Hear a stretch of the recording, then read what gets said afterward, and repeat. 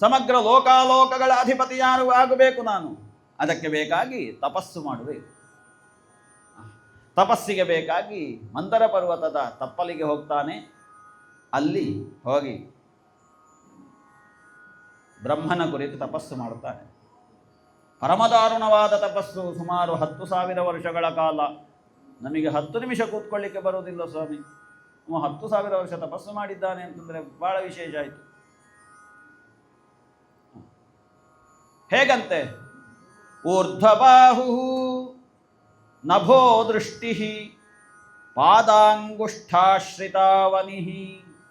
ಊರ್ಧ್ವಬಾಹು, ಎರಡೂ ಕೈಗಳನ್ನು ಮೇಲೆತ್ತಿ ಆಕಾಶದತ್ತ ದೃಷ್ಟಿಯನ್ನಿಟ್ಟು ಪಾದದ ಅಂಗುಷ್ಠದಲ್ಲಿ ನಿಂತುಕೊಂಡು ತಪಸ್ಸು,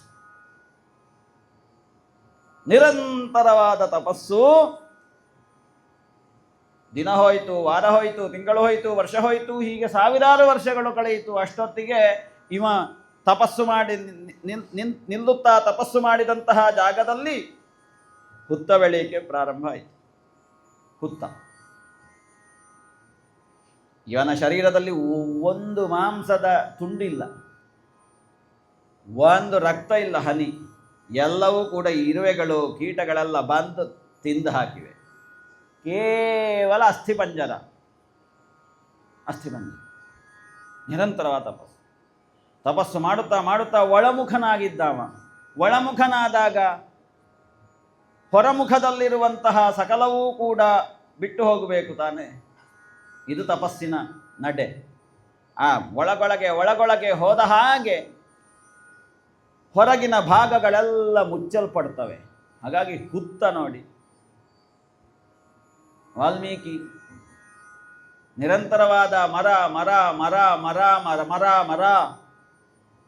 ಏನು ಮರ? ಎಷ್ಟು ಮರ? ಆ ಎಲ್ಲ ಮರಗಳು ಕೊನೆಗೆ ರಾಮನೇ ಆಗಿ ಹೋದವು. ಅಷ್ಟೊತ್ತಿಗೆ ನೋಡಿ, ಯಾವಾಗ ರಾಮ ಆಯಿತೋ ಆ ಮರ, ಆವಾಗ ಹುತ್ತ ಬೆಳೆಯಿತು. ಇಲ್ಲಿಯೂ ಹಾಗೆ ನಿರಂತರವಾದ ತಪಸ್ಸು, ತಪಸ್ಸಿನ ತೀವ್ರತೆ ಅತೀವವಾದಂತಹ ಕಾಲದಲ್ಲಿ ಹುತ್ತ ಬೆಳೆಯಿತು. ಅವನ ಶರೀರದಲ್ಲಿರುವ ಸಕಲವೂ ಕೂಡ ದೂರ ಹೋಯಿತು. ಹುಲ್ಲು, ಬೆದಿರಿನ ವೃಕ್ಷದ ಸಂಘ ಗುಂಪು ಬೆಳೆಯುವುದಕ್ಕೆ ಶುರುವಾಯಿತು. ತಲೆಯಿಂದ ಮೇಲೆ ಹೊಗೆ ಹೋಗುವುದಕ್ಕೆ ಪ್ರಾರಂಭ ಆಯಿತು. ಆ ಹೊಗೆ ನೇರವಾಗಿ ಮೇಲಿನ ಲೋಕಕ್ಕೆ ಹೋಗಿ ಆಕ್ರಮಿಸುವುದಕ್ಕೆ ಪ್ರಾರಂಭ ಆದಂತಹ ಸಂದರ್ಭದಲ್ಲಿ ಅಥಪತ್, ತಪಿಸುವುದಕ್ಕೆ ಶುರುವಾಯಿತು. ನಿಪೇತು ಸಗ್ರಹಾಸ್ತಾರಾಹ, ಅಲ್ಲಿ ಮೇಲಿನ ಲೋಕದಲ್ಲಿ ಆಕಾಶದಲ್ಲಿದ್ದಂತಹ ಸಕಲವೂ ಕೂಡ ತಾರಾಗಣಗಳು ಟಪ ಟಪ ಟಪ ಟಪ ಅಂತ ಬಿದ್ದು ಕೆಳಗಡೆ. ಅಲ್ಲಿ ಆ ಹೊಗೆ ಬಂದದ್ರಲ್ಲಿ ಉಸಿರಾಡಲಿಕ್ಕೆ ಆಗುವುದಿಲ್ಲ ದೇವತೆಗಳಿಗೆ. ಅಲ್ಲಿಂದ ಲೋಕವನ್ನು ಬಿಟ್ಟು ಬ್ರಹ್ಮಲೋಕಕ್ಕೆ ಹೋಗಿ ಸೇರಿದ್ರು ದೇವತೆಗಳು. ಬ್ರಹ್ಮದೇವರಿಗೆ ವಿಜ್ಞಾಪನೆ ಮಾಡಿದರು, ಸ್ವಾಮಿ ನಮಗೆ ಶ್ವಾಸವನ್ನು ಕೊಡು ಅಂತ, ಉಸಿರಾಡುವುದಕ್ಕೆ ವ್ಯವಸ್ಥೆ ಮಾಡು. ಅವೊಬ್ಬ ಅಲ್ಲಿ ಭೂಲೋಕದಲ್ಲಿ ಹಿರಣ್ಯಕಶಿಪು ತಪಸ್ಸು ಮಾಡ್ತಾ ಇದ್ದಾನೆ. ಆ ತಪಸ್ಸಿನಿಂದ ಬರುವಂತಹ ಹೊಗೆ ನಮಗೆ ಇರುವುದಕ್ಕೆ ಅನುಕೂಲ ಮಾಡಿಕೊಡ್ತಾ ಇಲ್ಲ, ಪ್ರತಿಕೂಲವೇ ಆಗಿದೆ. ಧಾತ್ರೆ ವಿಜ್ಞಾಪಯಾಮಾಸು ದಿವಿ ಸ್ಥಾತಂ ನ ಶಕ್ನುಮಃ, ನಮಗೆ ಸಾಧ್ಯ, ಉಪಶಮ ಮಾಡು. ಆ ದೈತ್ಯೇಂದ್ರನ ತಪಸ್ಸನ್ನು ನಿಲ್ಲಿಸು. ಏನು ಮಾಡುವುದು ಈಗ? ಅಡುವುದೇ ಸರಿ ಅಂತ ಹೇಳಿ ಎಲ್ಲರೂ ಹೋದರು. ದೇವತೆಗಳು, ಬ್ರಹ್ಮ ಎಲ್ಲ ಹೋಗಿ ದೈತ್ಯೇಂದ್ರ ತಪಸ್ಸು ಮಾಡ್ತಾ ಇದ್ದಂತಹವನ ಆಶ್ರಮಕ್ಕೆ ಹೋಗಿ ಮೇಲುಗಡೆ ನಿಂತರು. ಆಕಾಶದಲ್ಲಿ ನೋಡಿದರು, ಎಲ್ಲಿದ್ದಾನೆ ಈ ತಪಸ್ಸು ಮಾಡುವ ಮಹಾತಪಸ್ವಿ ಅಂತ. ಎಲ್ಲಿಯೂ ಕಾಣಲಿಲ್ಲ. ಮತ್ತೆ ನೋಡುವಾಗ ಎಲ್ಲಿಯೋ ಒಂದು ದೊಡ್ಡ ರಾಶಿ ಹಾಗೆ ಕಾಣ್ತದೆ.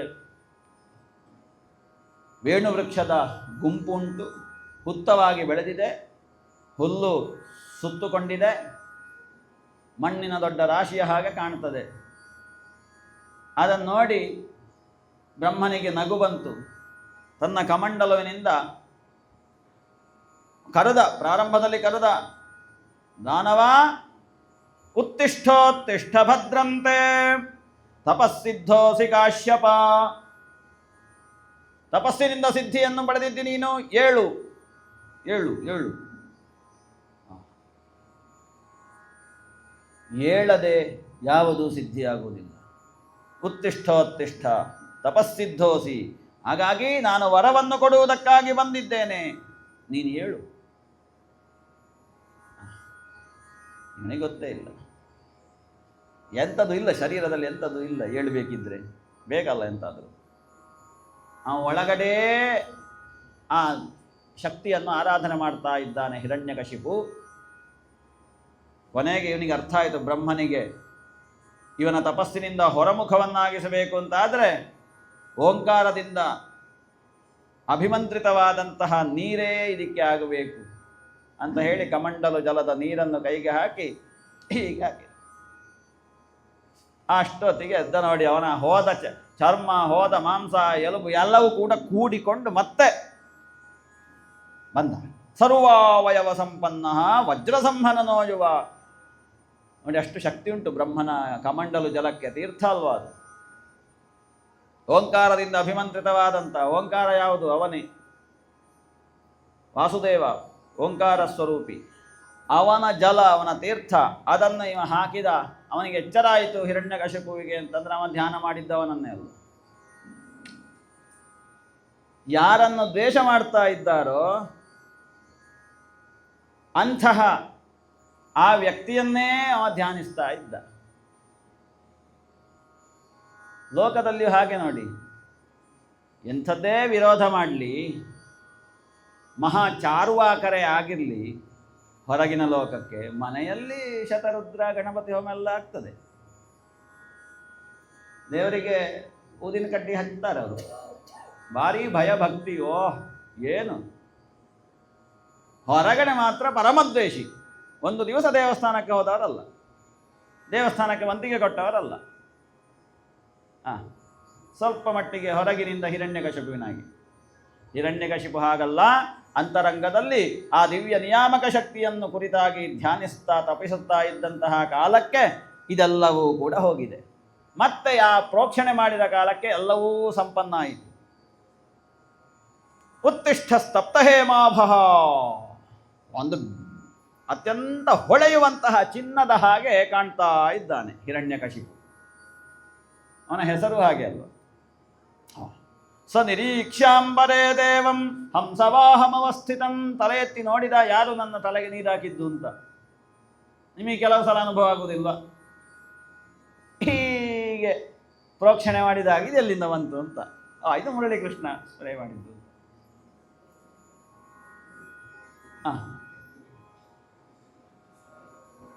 ನಿಜವಾಗಿ ಅವನೇ ಸ್ಪ್ರೇ ಮಾಡಬೇಕು. ಅಂದರೆ ಅದು ಬ್ರಹ್ಮ ಪ್ರೋಕ್ಷಣೆ ಮಾಡಿದ್ದು ಅಂತ ಅರ್ಥ. ಅದು ಎಲ್ಲಿಯಾದರೂ ನಾವು ಕಳೆದು ಹೋಗಿ, ಒಬ್ಬ ಮನುಷ್ಯ ಕಳೆದು ಹೋಗುವುದು ಅಂತ ಉಂಟು. ಬಾಹ್ಯವಾದ ಎಲ್ಲ ಭಾವವನ್ನು ಕಳ್ಕೊಂಡು ಬಿಟ್ಟಿರ್ತಾನೆ. ಅವನು ಎಲ್ಲೋ ಇರ್ತಾನೆ ಆಲೋಚನೆ ಮಾಡಿಕೊಂಡು. ಅಷ್ಟೊತ್ತಿಗೆ ಈ ಸ್ಪ್ರೇ ಆಗುವಾಗ ಒಂದು ಸಲ ಜೀವ ಬಂದಾಗ ಆಗೋದು. ತಪಸ್ಸಿನಿಂದ ಹೊರಗೆ ಬರುವುದು ಅಂತ ಅದು. ಅದಕ್ಕೆ ಬೇರೆ ಅರ್ಥ ಮಾಡಬೇಡಿ. ನೀವು ತಪಸ್ಸಲ್ಲಿದ್ರಿ, ಅವರು ಪ್ರೋಕ್ಷಣೆ ಮಾಡುವಾಗ ಅಷ್ಟೊತ್ತಿಗೆ ತಪಸ್ಸಿನಿಂದ ಹೊರಗೆ ಬಂದು ತೀರ್ಥಕ್ಕಾಯಿತು ಅಂತ ಸೂಚನೆ ಅದು. ಎಲ್ಲಿಯಾದರೂ ಆಲೋಚನೆ ಮಾಡಿಕೊಂಡು ನಿಮ್ಮನ್ನು ನೀವು ಕಳ್ಕೊಳ್ಬೇಡಿ ಅಂತ. ಹಾಗೆ ಇವ ಎದ್ದ, ತಲೆ ಎತ್ತಿ ನೋಡಿದ ಕಾಲಕ್ಕೆ ಎರಡು ಕೈಗಳನ್ನು ಮುಗಿದು ಸ್ವಾಮಿ ಅಂತ ಸ್ತುತಿ ಮಾಡ್ತಾನೆ ಹಿರಣ್ಯಕಶಿಪು. ಸ್ತುತಿ ಮಾಡ್ತಾ ಇದ್ದಾಗ ಹೇಗೂ ಬ್ರಹ್ಮ ಹೇಳಿದ್ದಾನೆ, ನಿನಗೆ ಬೇಕಾದ್ದನ್ನು ಕೊಡ್ತೇನೆ ನಾನು, ತೆಗೋ ಅಂತ. ಹಿರಣ್ಯಕಶಿಪು ಕೇಳಿದ, ಯದಿ ದಾಸ್ಯಸಿ ಅಭಿಮತಾನ್. ಒಂದು ವೇಳೆ ನೀನು ನಾನು ಕೇಳಿದ್ದನ್ನು ಕೊಡ್ತೀನಿ ಅಂತ ಆದರೆ ಕೊಡು. ಸುಮಾರು ಉಂಟು ಕೇಳಲಿಕ್ಕೆ. ಏನೆಲ್ಲ? ತಪಸ್ಸು ಮಾಡಿದಾಗ ಭಗವಂತ ಎದುರು ಬಂದು ನಿಂತ ಅಂತ ಆಗುವಾಗ ಏನು ಕೇಳಬೇಕು? ಒಂದು ವೇಳೆ ನಿಮ್ಮ ತಪಸ್ಸಿಗೆ ಒಲಿದು ನಿಮ್ಮ ದೇವರ ಕೋಣೆಯ ಸಂಪುಟದಿಂದ ಸಂಪುಟವನ್ನು ಒಡೆದು ಸಂಪುಟ ನರಸಿಂಹಸ್ವಾಮಿ ಎದ್ದು ಬರ್ತಾನೆ, ಏನು ಮಾಡ್ತೀರಿ?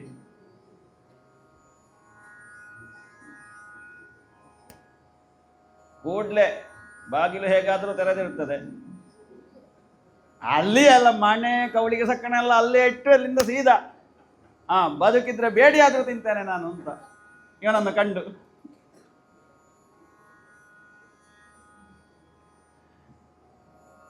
ಈಗ ಯಾವ ದೇವರು ಬಂದರೂ ಹಾಗೆ ಅಲ್ವಾ, ದೇವರನ್ನು ನೋಡದವರು, ವ್ಯಕ್ತಿಯನ್ನು ನೋಡದವರು ಇದ್ದಕ್ಕಿದ್ದಾಗೆ ಒಬ್ಬ ಬಂದು ಬಿಟ್ಟ ಅಂತಂದ್ರೆ ಹೆದರುವುದಿಲ್ವಾ?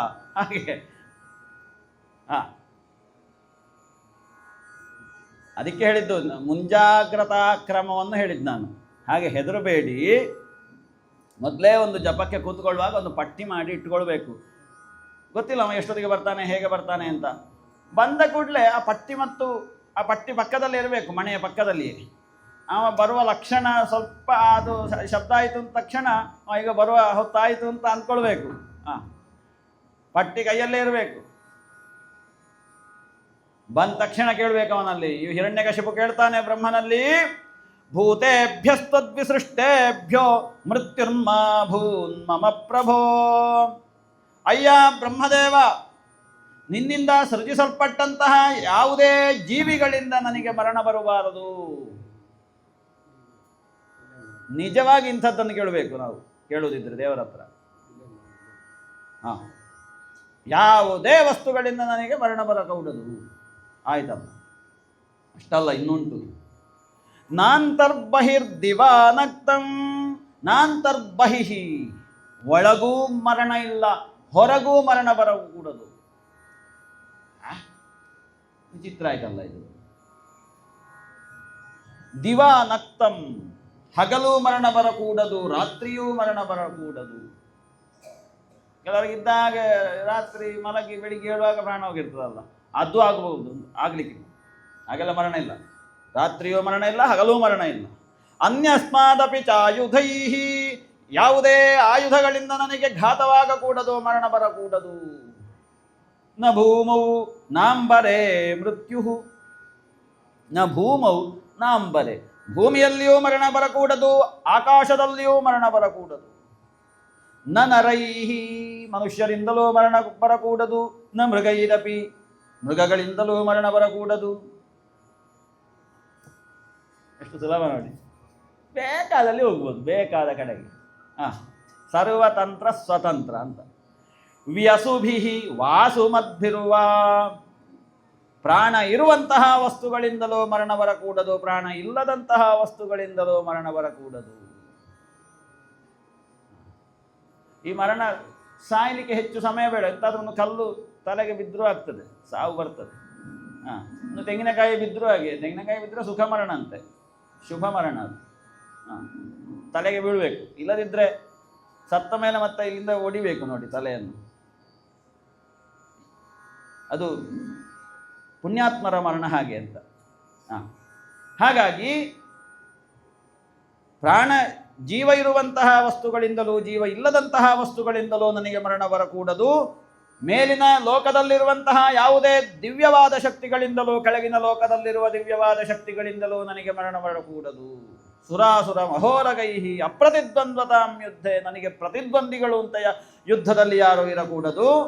ಸಮಗ್ರ ಭೂಮಂಡಲ ಅಲ್ಲ, ಸಮಗ್ರ ಬ್ರಹ್ಮಾಂಡಕ್ಕೆ ಏಕಛತ್ರಾಧಿಪತ್ಯ ನನಗೆ ಬರಬೇಕು.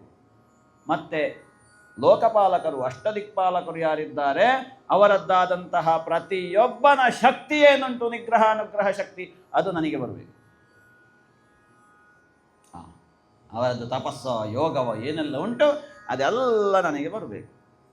ಏವಂ ಮೃತಶತಧೃತಿ ಪ್ರಾದಾತ್ ತತ್ತಪಸ ಪ್ರೀತಃ. ಅಷ್ಟೇ ಅಲ್ವಾ ಅಂತ ಹೇಳಿಕೊಂಡು ತಥಾಸ್ತು ಅಂತ ಅಂದ ಬ್ರಹ್ಮದೇವ. ತಥಾಸ್ತು ಅಂತ ಅಂದದ್ದೇ ತಡ. ಏವಂ ಲಬ್ಧವರೋ ದೈತ್ಯೋ ಬಿಭ್ರದ್ಧೇ ಮಮಯಂ ವಪುಃ ಭಗವತ್ಯಕರೋದ್ದೇಶಂ. ಇಷ್ಟೆಲ್ಲ ಪಡ್ಕೊಂಡದ್ದು ದ್ವೇಷ ಮಾಡಲಿಕ್ಕೆ ಅಲ್ಲ. ಭಗವತ್ಯಕರೋದ್ದೇಶಂ ಭ್ರಾತೃವಧಂ ಅನುಸ್ಮರನ್, ಅದು ನೆನಪಾಯ್ತು. ಹಿರಣ್ಯಾಕ್ಷನ ವಧೆ, ಎಲ್ಲ ದಿಕ್ಕುಗಳನ್ನು ಜಯಿಸಿದ, ಎಲ್ಲ ಲೋಕಗಳನ್ನು ಜಯಿಸಿದ. ಮೇಲಿನ ಲೋಕ ಎಲ್ಲ ವಶ ಆಯಿತು, ಕೆಳಗಿನ ಲೋಕ ಎಲ್ಲ ವಶ ಆಯಿತು, ಎಲ್ಲವೂ ಸಿಕ್ಕಿತು ಇವನಿಗೆ. ಅಪ್ರತಿದ್ವಂದ್ವವು, ಏಕಛತ್ರಾಧಿಪತ್ಯವೂ ಸಿಕ್ಕಿತು. ಎಲ್ಲ ಹೋಯಿತು. ಇನ್ನೇನು ಮಾಡುವುದು? ದೇವತೆಗಳಿಗೆ ಉಸಿರು ಕಟ್ಟುವಂತಹ ಸ್ಥಿತಿ. ದೇವತೆಗಳೆಲ್ಲ ಬೇರೆ ಬೇರೆ ರೂಪದಲ್ಲಿ ಎಲ್ಲೋ ಅಡಗಿಕೊಂಡ್ರು. ಕೊನೆಗೆ ಇತಿ ತೇ ಸಂಯತಾತ್ಮಾನಃ ಸಮಾಹಿತಧಿಯೋ ಮಲಾಹ ಉಪತಸ್ಥುರು ಹೃಷಿಕೇಶಂ ವಿನಿದ್ರಾ ವಾಯುಭೋಜನಾಗ. ಅವರೆಲ್ಲ ಅತ್ಯಂತ ಪರಮ ಭಕ್ತಿಭಾವದಿಂದ ಶ್ರೀಹರಿಯನ್ನು ಧ್ಯಾನಿಸ್ತಾರೆ, ಸ್ತುತಿಸ್ತಾರೆ. ವಾಯುಭೋಜನರಾಗಿ ವಾಯುವನ್ನೇ ಆಹಾರವನ್ನಾಗಿಟ್ಟುಕೊಂಡು ಹರಿಯನ್ನು ಸ್ತುತಿ ಮಾಡಿದ ಕಾಲಕ್ಕೆ ಅಶರೀರವಾಣಿಯಾಗ್ತದೆ. ದೇವತೆಗಳೇ ಮಾ ಭೈಷ್ಟ, ಹೆದರುಬೇಡಿ. ವಿಬುಧ ಶ್ರೇಷ್ಠ ಸರ್ವೇಷಾಂ ಭದ್ರಮಸ್ತುವಃ, ನಿಮಗೆಲ್ಲರಿಗೂ ಕೂಡ ಮಂಗಲವಾಗಲಿ. ಮದ್ದರ್ಶನಂ ವಿಭೂತಾನಾಂ ಸರ್ವಶ್ರೇಯೋಪಪತ್ತಯೇ, ನನ್ನ ದರ್ಶನ ನಿಮಗೆ ಅತ್ಯಂತ ಶ್ರೇಯಸ್ಸಿಗೆ ಕಾರಣವಾಗ್ತದೆ. ಆದ ಕಾರಣ ಹೆದರಬೇಡಿ. ಜ್ಞಾತಮೇತಸ್ಯ ದೌರಾತ್ಮ್ಯಂ ದೈತೇಯಾಪ ಸದಸ್ಯ ಚ, ಇವನ ದೌರಾತ್ಮ್ಯ, ಇವನ ದುಷ್ಟತನ ನನಗೆ ಅರ್ಥ ಆಗಿದೆ, ಹಿರಣ್ಯಕಶಿಪುವದ್ದು. ಅದನ್ನು ನಾನು ಬಗೆಹರಿಸ್ತೇನೆ, ತಲೆಬಿಸಿ ಮಾಡಬೇಡಿ. ಕಾಲಂ ತಾವತ್ ಪ್ರತೀಕ್ಷತ, ಕಾಲದ ನಿರೀಕ್ಷೆಯಲ್ಲಿರಿ. ಯಾಕೆ? ಕೊಡ ತುಂಬಬೇಕು, ತುಂಬಿದ ಕೊಡವಾಗಬೇಕು. ಅದಕ್ಕೆ ಬೇಕಾಗಿ ಅದು ಯಾವಾಗ ತುಂಬುವುದು? ಒಬ್ಬನ ಪಾಪದ ಕೊಡ ತುಂಬುವುದಕ್ಕೆ ಇದಿಷ್ಟು ಆಗಬೇಕು, ಸರ್ಟಿಫಿಕೇಟ್ ಬೇಕು. ಏನು?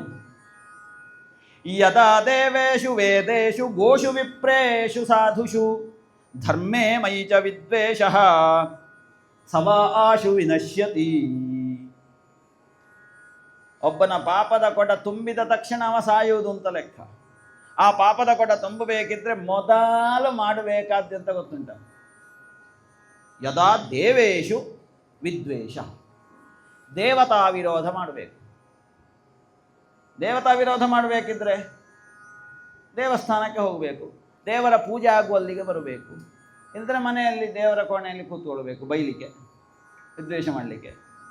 ಈಗ ಶಿಶುಪಾಲ ಮಾಡಿದ ಹಾಗೆ ಕೃಷ್ಣನನ್ನು ನಿರಂತರವಾದ ದ್ವೇಷ, ಹೆಜ್ಜೆ ಹೆಜ್ಜೆಗೆ ಬೈಯುವುದು ದೇವರನ್ನು.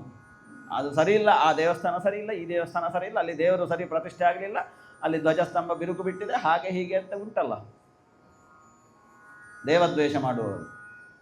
ಅಲ್ಲಿ ಧ್ವಜಸ್ತಂಭ ಬಿರುಕು ಬಿಡಲಿ, ಅಲ್ಲ ಅಡ್ಡ ಮಲಗಲಿ, ನಮಗೇನಾದರೂ ಹಾನಿ ಉಂಟ?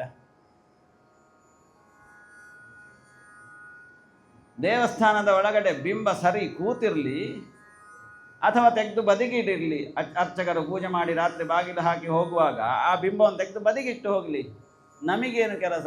ಎರಡು ಕೈಯನ್ನು ಜೋಡಿಸುವುದು ಮಾತ್ರ ಕೆಲಸ. ಅಲ್ಲಿ ವ್ಯವಸ್ಥೆ ಹಾಳಾಗಲಿ ಹೋಳಾಗಲಿ ನಮಗೇನಾದರೂ ಸಮಸ್ಯೆ ಉಂಟ? ನಮಗೆ ಕೆಲಸ ಎಷ್ಟು ದೇವಸ್ಥಾನದಲ್ಲಿ? ಅಷ್ಟೇ ಮಾತ್ರ, ಅದಕ್ಕಿಂತ ಹೆಚ್ಚು ನಾವು ಇಲ್ಲ. ಆದರೆ ಇವತ್ತೆಲ್ಲ ಹೀಗಾಗಿದೆ ನೋಡಿ, ಪಾಪದ ಕೊಡ ತುಂಬುವಲ್ಲಿವರೆಗೆ. ಯದಾ ದೇವ ವಿರೋಧ, ದೇವ ವಿರೋಧ, ದೇವತೆಗಳನ್ನು ದೇವರನ್ನು ವಿರೋಧ ಮಾಡುವುದು, ವಿರೋಧ ವಿದ್ವೇಷ, ಅದು ಮಾಡಬೇಕು ಪಾಪದ ಕೊಡ ತುಂಬಬೇಕಿದ್ರೆ. ಆಮೇಲೆ ವೇದ ವಿರೋಧ. ವೇದ ವಿರೋಧ, ವೇದಾಧ್ಯಯನ ಮಾಡುವವರನ್ನು ವಿರೋಧ ಮಾಡುವುದು. ಹಾಗೆಲ್ಲ ನೀನು ಪಾಠಶಾಲೆಗೆ ಸೇರಿದ್ರೆ ನಿನಗೆ ಕೂಸು ಕೊಡ ಮಾರಾಯ.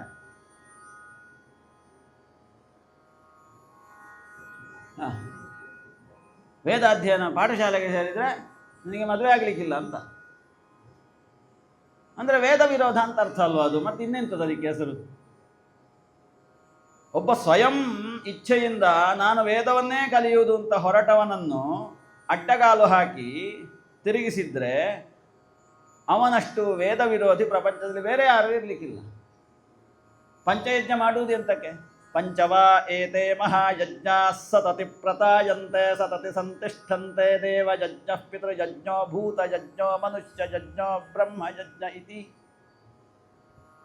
ಗೃಹಸ್ಥರಿಗೆ ಪಂಚಯಜ್ಞಗಳುಂಟು, ಅದರಲ್ಲಿ ಬ್ರಹ್ಮಯಜ್ಞ ಅತ್ಯಂತ ಅವಶ್ಯಕ.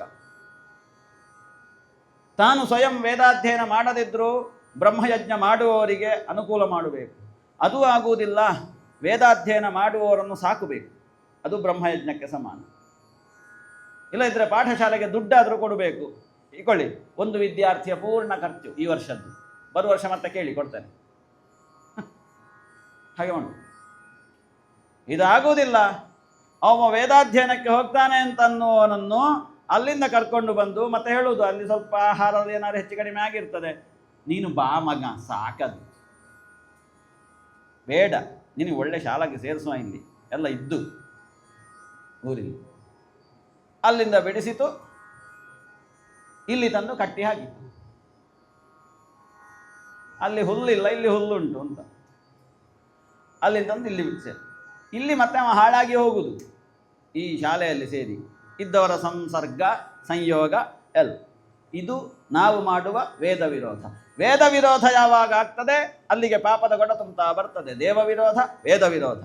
ಗೋವುಗಳನ್ನು ಯಾವಾಗ ವಿರೋಧ ಮಾಡ್ತಾನೆ ಆವಾಗಲೂ ಅವ ಹಾಳಾಗಿ ಹೋದ. ಅದರ ಬಗ್ಗೆ ನಮಗೆಲ್ಲ ಗೊತ್ತುಂಟು. ಬ್ರಾಹ್ಮಣ ವಿರೋಧ, ಬ್ರಾಹ್ಮಣರನ್ನು ಕಂಡ್ರೆ ಆಗುವುದಿಲ್ಲ ಕೆಲವರಿಗೆ. ಅವರು ಏನು ಮಾಡಿದರೂ ಕೂಡ ತಪ್ಪು. ಜನಿವಾರ ಖಂಡಿತು ನೋಡಿ, ಅವರಿಗೆ ಹಣೆಯಲ್ಲಿ ಕುಂಕುಮ ಖಂಡಿತು, ಕೈಯಲ್ಲಿ ಬಳೆ ಖಂಡಿತು. ದ್ವೇಷ, ಬ್ರಾಹ್ಮಣ ದ್ವೇಷ.